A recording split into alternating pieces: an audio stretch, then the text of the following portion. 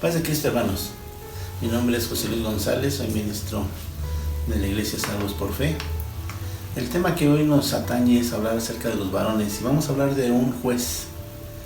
De hecho, vamos a hablar del octavo juez.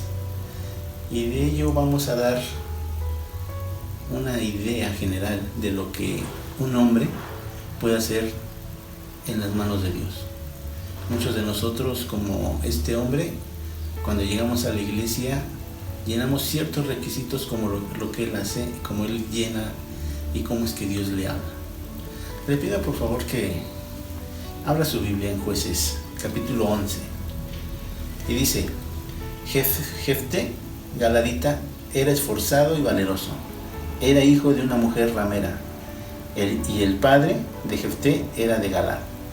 Pero la mujer de Galad le dio hijos, los cuales, cuando crecieron, echaron fuera a Jefté, diciendo: no heredarás en la casa de nuestro padre, porque eres hijo de otra mujer. Huyó pues Jefté de sus hermanos y habitó en la tierra de Tob, y se juntaron con él hombres ociosos, los cuales salían con él. Vamos a orar. Vamos a pedirle a Dios que a través de su palabra, como Él lo hace, escudriñe nuestro corazón, nuestra mente, y Él nos revele cómo es que Dios usa a los hombres sin importar sus circunstancias. Oremos. Bendito Dios, gracias te damos por tu palabra, porque tu palabra es luz, porque tu palabra nos guía, tu palabra nos redarguye, Señor. De ella aprendemos, de ella, Señor, nosotros trazamos nuestra línea donde vamos caminando. Gracias te damos por estos ejemplos de estos varones, porque ciertamente, Señor, refleja lo que a veces somos nosotros. Gracias te doy por tu palabra. Bendice a todos mis hermanos, bendice a tu pueblo en esta hora, Señor, y te doy gracias por todo lo que has hecho, en el nombre de tu Hijo Jesús. Amén. Vamos a hablar del octavo juez. Y los jueces tienen ciclos. Y si yo leo un poquito antes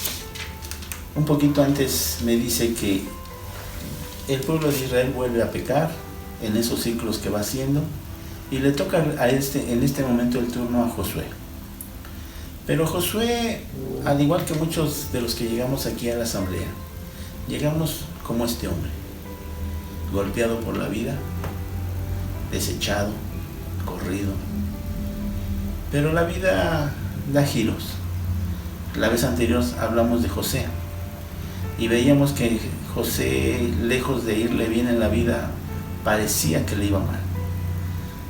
Y en este caso este varón era lo mismo. En este varón es hijo de una mujer ramera y por eso es señalado. Cualquiera de nosotros somos señalados por algo así, y por cosas aún menores somos señalados.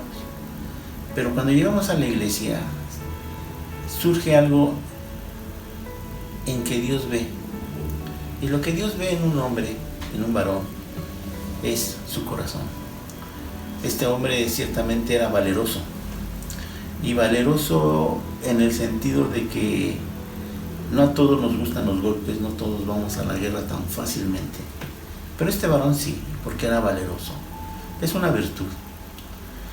Y no importando sus circunstancias, de dónde era, ni cómo lo tratan los hermanos, ni cómo se tiene que ir a otra tierra, y se junta con gente ociosa.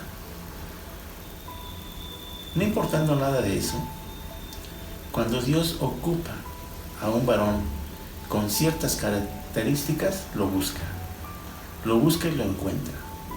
Eso es algo tremendo en la Biblia, porque uno podría decir, bueno, hay sacerdotes, ¿no? Hay gente que liderea de otra manera. Podríamos decir, hay quienes son personas que pudieran llenar requisitos desde esa manera, desde ese punto de vista. Pero Dios no se fija en eso. Dios se fija, así como en el rey David, en su corazón. Necesitaba un hombre valiente que fuera a pelear y a salvar a su pueblo. Si yo sigo leyendo y empiezo en el capítulo 10, Me doy cuenta en el capítulo 1 que los jueces anteriores a él, está Tola, está Yair, que dura 22 años, lo que dura como juez. Pero en el capítulo 10, versículo 11 dice, nuevamente los israelitas hicieron lo que no le agrada al Señor. Los israelitas sufrieron durante 18 años. Los amonitas atravesaron el río Jordán para pelear contra las tribus de Judá, Benjamín y Efraín. Ellos le causaron muchas dificultades a los israelitas. Entonces el versículo 10 dice, entonces los israelitas pidieron ayuda al Señor y dijeron, hemos pecado contra ti. Cuando yo leía esta parte en donde dice, hemos pecado contra ti, yo recuerdo al hijo pródigo. El hijo pródigo lo primero que tiene que reconocer es que ha pecado contra Dios, que ha pecado contra su padre. Y los israelitas aquí también lo demuestran de esa manera diciendo, hemos pecado contra ti. Si yo leo el versículo 15 dice, los israelitas le dijeron al Señor, hemos pecado, haz con nosotros lo que te parezca, pero por favor, sálvanos ahora. Entonces los israelitas dejaron de adorar a otros dioses, volvieron a servir al Señor, y Él, y está hablando de Dios, y Él ya no pudo soportar más el sufrimiento de los israelitas. Cuando nosotros nos acercamos a la iglesia, cuando en una célula se nos dice, por cuantos todos pecaron y están destituidos de la gloria de Dios, cuando en el corazón de un varón, una mujer, un joven, un niño, se empiezan a dar cuenta que hemos pecado y que estamos en esa condición delante de Dios. Y cuando dentro de una célula nos empiezan a decir qué es lo que tenemos que hacer, nos vamos dando cuenta que dejamos de adorar dioses, vamos dejando de hacer cosas que no teníamos que haber hecho, que por ignorancia lo hicimos, que por no saber lo hicimos. Pero cuando llegamos a la célula, y en la célula se nos empieza a decir, fíjate que has pecado, por cuanto todos pecaron, están destituidos. Y tú empiezas a conocer a Dios. Ahorita vamos a leer una parte donde Josué dice que el Espíritu Santo estaba con él. Cuando el Espíritu Santo se derrama en una célula, cuando el Espíritu Santo empieza a redarguir, el simple hecho de leer su palabra en una célula, nos empieza a decir, Dios, has pecado. Pero cuando los hombres que reconocen eso y se dan cuenta que sí es una verdad, empiezan a hacer lo que los israelitas en este momento. Empiezan a dejar de idolatrar, de pecar, y entonces Dios tiene la misma respuesta que con su pueblo. Dice, y él ya no pudo soportar más el sufrimiento de los israelitas, y entonces manda al juez. Jefté significa él abrirá. En el versículo 11 dice, Jefté Galadita era esforzado y valeroso. Era hijo de una mujer ramera, y el padre de Jefté era de Galad. Vino en Galad, pero fue echado por sus hermanos, consideraban hijo ilegítimo. Jefté se fue a la tierra de Tob, que significa, esa tierra significa bueno. Eso está en el 11, del 2 al 3. Jefté hace una banda de bandoleros. Eso es lo que realmente las personas ociosas, cuando se juntan, lo único que pueden hacer son bandoleros. Y pues mire, si vemos el trasfondo de su vida, hijo de una ramera, sus hermanos lo echan y se va solo y queda solo, pues a los únicos que va a encontrar va a ser a personas desechadas como él. Y entonces pasan a ser una banda de bandoleros. Era un hombre con un ímpetu en su carácter. Cuando Israel estaba bajo la esclavitud de los amonitas, los ancianos del pueblo le buscaron para pedirle ayuda y se hizo nombrar jefe. Esto que estamos contando pasó 1200 años antes de Cristo. Si le sumamos los 2000 años que llevamos nosotros después de Cristo, estamos hablando de 3200 años. Pero mire, las circunstancias y las formas son las mismas. Hombres llegan con las mismas situaciones a la iglesia.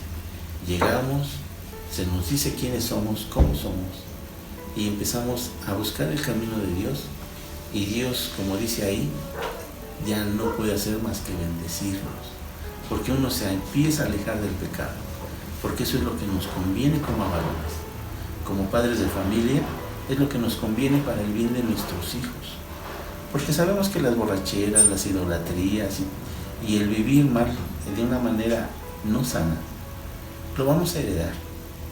Y por eso los varones tenemos esa responsabilidad de tomar esa idea. En Hebreos 11:32 se cita a Jefté en la lista de los hombres por fe. Ahí viene la definición de fe y situaciones así. Pero mire, si usted lee toda esa parte de Hebreos 11 y en el 32 llega con Jefté, a Jefté no se le recuerda por quién fue su mamá. Simplemente se le recuerda como un héroe de la fe.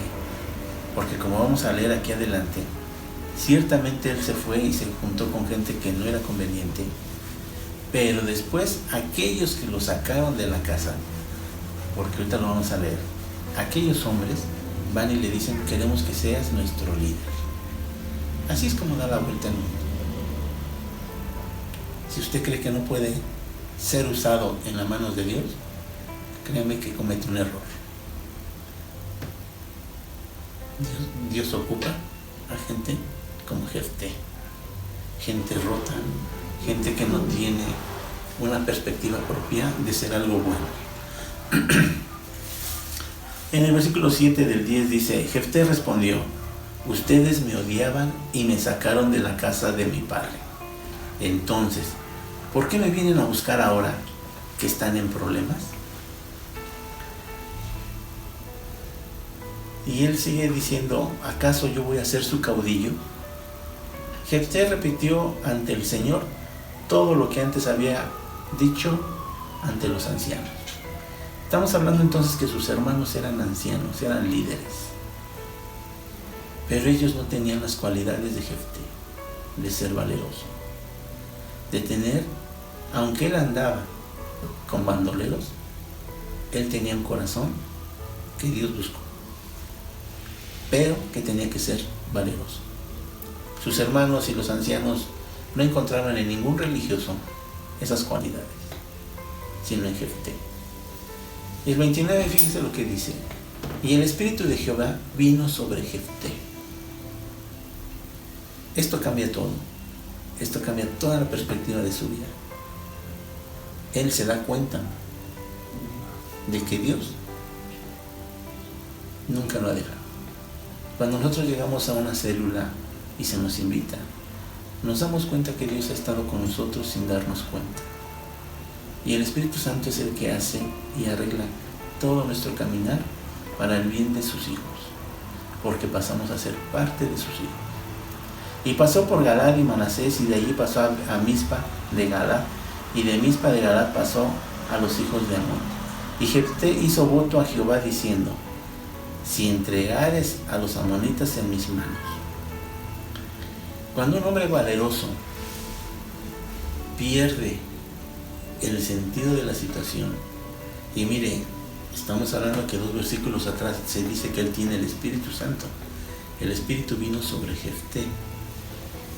Uno no puede entender por qué hace una promesa como la que hace. Uno no puede entender. En la cultura de los pueblos que lo rodeaban a Jefté en ese momento, todos hacían ese tipo de situaciones. Ahorita vamos a ver que su hija es ofrecida, pero en su entorno alrededor es lo que hacían. Una deidad llamada Moloch, a ese al que le servían los israelitas, y que para ellos era muy conocido, ¿sí? eran entregados sus hijos o sus primogénitos en ofrenda, y los pasaban por fuego. Mire, en la Biblia no hay ninguna parte en donde nuestro Dios pida sacrificios humanos. Y esta situación que Él habla y que Él hace un voto con Dios es una situación complicada. Y mire, fíjese lo que dice: Y Jefté hizo voto a Jehová. Cuando uno hace voto, hace una promesa. Y las promesas ante Dios no son como promesas ante los hombres. Ante los votos de Dios, nosotros tenemos que cumplirlos cabalmente. Por eso es que esta lectura nos hace entender que cuando hablemos con Dios, primero pensemos bien lo que vamos a hacer. Si vamos a pedir y vamos a querer hacer un voto con Dios, tenemos que tener cuidado de no cometer errores como Jefté. Dice: si entregares a los amonitas en mis manos, cualquiera que saliere de las puertas de mi casa a recibirme, cuando regrese victorioso de los amonitas, será de Jehová, y lo ofreceré en holocausto. Yo no sé si él se encontraba con la idea de que iba a perder y que no iba a pasar esto. O yo creo que a lo mejor nunca pensó que iba a ser su hija la que iba a salir. A lo mejor pensó, puede salir a lo mejor un siervo, sí, puede salir otra persona menos querida. Pero cuando habla de su hija, tenemos que ver todo el contexto que tiene esta situación, que su hija va a salir. Dice: entonces el rey mandó a reunir con él a todos los ancianos de Judá y de Jerusalén. Y subió el rey a la casa de Jehová con todos los varones de Judá y con todos los moradores de Jerusalén, con todos los sacerdotes y profetas y con todo el pueblo, desde el más chico hasta el más grande. Y leyó, oyéndolo ellos, todas las palabras del libro del pacto que habían sido halladas en la casa de Jehová. Y poniéndose el rey en pie junto a la columna, hizo pacto delante de Jehová, de que irían en pos de Jehová y guardarían sus mandamientos, sus testimonios y sus estatutos, con todo el corazón y con toda el alma, y que cumplirán las palabras del pacto que estaban escritas en aquel libro. Y todo el pueblo confirmó el pacto. Cuando este Jefté hace un pacto, es en esta situación. Lo que acabo de leer está en 2 de Reyes, capítulo 23, del 1 al 3. Y es cuando es encontrado el libro de la ley. Ellos no lo habían leído durante muchos años. Y cuando el rey lo lee y se da cuenta que tiene faltas delante de Dios por ignorancia de no saber de este libro, él lo que hace como rey es convocar desde el más grande hasta el más pequeño. Y después de que lo leen, se comprometen y hacen un pacto. Algo que hacían los judíos era que una vez al año leían la ley y la explicaban. Yo creo que nosotros debiéramos de hacer lo mismo, reunirnos y leer los evangelios, leer las cartas, leer la historia de la iglesia, para ver si vamos caminando de acuerdo a lo que vamos haciendo. Hoy que hablamos de la estrategia de Jesús, pensamos que eso lo hacíamos bien y lo hacíamos antes. Pero supongamos, en mi caso personal, yo podría decirles que no había sido así. Cuando viene la estrategia y veo sus bases bíblicas en el libro de los Hechos, me doy cuenta que estuvimos erróneos en ciertas situaciones. En ciertas situaciones veíamos y invertía la iglesia mucho tiempo, mucho dinero, por las almas que se ganaban. Con la estrategia de Jesús, abriendo un hogar, todo eso cambia. Y eso es porque la gente se prepara, la gente lee. Y tenemos que leer este libro, así como este rey tomó y se puso delante de la columna e hizo pacto con Jehová. Usted hágalo en su casa, hágalo con sus hijos. Que sus hijos entiendan lo que es la palabra de Dios, porque eso nos va a ayudar. Hay pactos que no debemos de olvidar. Cuando Cristo dice: esta es la copa del nuevo pacto. La situación en la que Él está y con ese cáliz, Jesucristo estaba consciente de lo que Él estaba haciendo como un pacto. Ese pacto es el que nos atañe directamente a nosotros. Los demás pactos que hizo con Israel y demás fueron más particulares con ellos. Pero este pacto son de los pactos que debemos de tener conciencia. Si yo sigo leyendo la lectura que vamos leyendo de Jefté, el 32 dice: y fue Jefté hacia los hijos de Amón para pelear contra ellos, y Jehová los entregó en su mano. Y desde Oreb hasta Minit 20 ciudades y hasta la Vega de las Viñas los derrotó con muy grandes estragos. Así fueron sometidos los amonitas por los hijos de Israel. Entonces volvió Jefté a Mizpa, a su casa, y he aquí su hija que salía a recibirle con pandero y danza, y ella era sola, su hija única. No tenía fuera de ella hijo ni hija.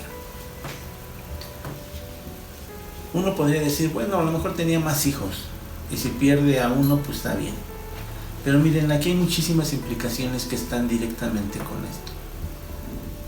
Él, siendo la única hija, ya no iba a tener heredad, ya no iba a tener nietos, ya no iba a haber más allá de ese momento, cuando su hija fuera sacrificada, y que la Biblia no dice que fue sacrificada, y eso lo vamos a explicar, porque Dios no permite que nosotros hagamos holocausto, ¿sí? En ninguna parte hay en la que se hable que haya un holocausto. Permítame seguir leyendo. Dice, y cuando él vio, rompió sus vestidos diciendo, ay, hija mía, en verdad me has abatido, y tú misma has venido a ser causa de mi dolor, porque le he dado palabra a Jehová, y no podré retractarme. Entonces ella le respondió, Padre mío, si le has dado palabra a Jehová, haz conforme a lo que prometiste, ya que Jehová ha hecho venganza de tus enemigos, los hijos de Amón. Si usted tiene una hija o un hijo y responde como esta mujer, como esta hija, créame que usted ha educado bien a sus hijos. Porque mire, su hija podría decir muchas cosas. Su hijo podría decir, pues quien habló fuiste tú, págale tú. Pero cuando ella responde esta situación de esta manera, las cosas cambian. La situación cambia. Viendo que es la hija única y que ella también lo sabe, todo cambia. Ella entonces le respondió, Padre mío, si le has dado palabra a Jehová, haz de mí conforme a lo que prometiste, ya que Jehová ha hecho venganza en tus enemigos, los hijos de Amón. Y volvió a decir a su padre, concédeme esto, déjame por 2 meses que vaya y descienda por los montes, y llore mi virginidad, yo y mis compañeras. Pasados los 2 meses volvió a su padre, quien hizo de ella conforme el voto que había hecho, y ella nunca conoció varón. La palabra de Dios no puede contradecirse. La palabra de Dios en ninguna parte nos pide un sacrificio humano. Lo más cercano a un sacrificio humano en la Biblia es cuando Abraham va a ofrecer a su hijo. Si usted conoce la historia, dice, en Abraham vemos que Dios le pide a su único hijo. Y mire, es una situación en la que uno puede ver que Dios no puede ir en contra de lo que Él es. Y Él es alguien que ha dicho lo que quiere durante toda su palabra. Cuando Él está a punto de matar a su hijo y levanta el cuchillo para matarlo, el ángel le dice que no lo haga, porque sería ir en contra de lo que Dios realmente quiere con los hombres. Dios, nos damos cuenta que Dios ama a los hombres. Dios nos ama como somos, con nuestros errores, con nuestros defectos. Lo que sí es que Dios, al igual que Abraham, prueba nuestra fe. Por eso a Abraham se le conoce como el padre de la fe, porque él dijo lo que él me pida.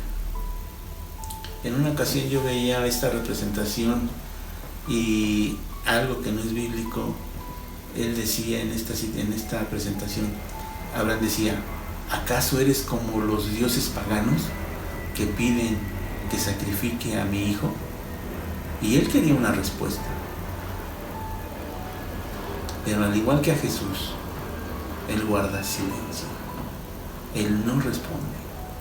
Él simplemente dice porque prueba la fe de Abraham. Cuando Jesús está en el Getsemaní orando, y es una oración tremenda, es exactamente lo mismo. Cuando Él está en la cruz y dice, Dios mío y Dios mío, ¿por qué me has abandonado? Son los silencios de Dios que a veces no entendemos.